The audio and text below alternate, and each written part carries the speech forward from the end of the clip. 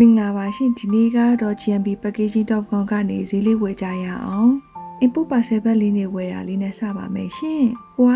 30ပန်းလေးဝယ်မယ်ဆိုရင် quantity မှာ1ထဲ add to ကလေးနေပါရှင်ထပ်ယူမယ်ဆိုလဲနောက် site တွေဆိုလဲကိုလိုချင်တဲ့ quantity ကိုထည့်လို့ရပါတယ်တကယ်လို့အမလို့ GMB မှာပစ္စည်းလေးကုန်နေတယ်ဆိုရင်ဒီလို out of stock လေးပြနေမှာဖြစ်ပါတယ်ရှင်တကယ်လို့ပစ္စည်းလေးရှိတယ်ဆိုရင်ဒီလို add to cart လေးဆိုပြီးတော့ပြနေမှာဖြစ်ပါတယ်အားလုံးဝယ်ပြီးသွားပြီဆိုအပေါ်ညာဘက်တောက်ဆုံးနေနာမှာကတ်လေးနေပါရှင်ကိုဝယ်ထားတာမှန်လားဆိုတာစစ်ဆေးပြီးသွားရင် process to check out လေးနေလို့ရပါပြီ delivery လား pick up လားရွေးလို့ရပါတယ်ရှင်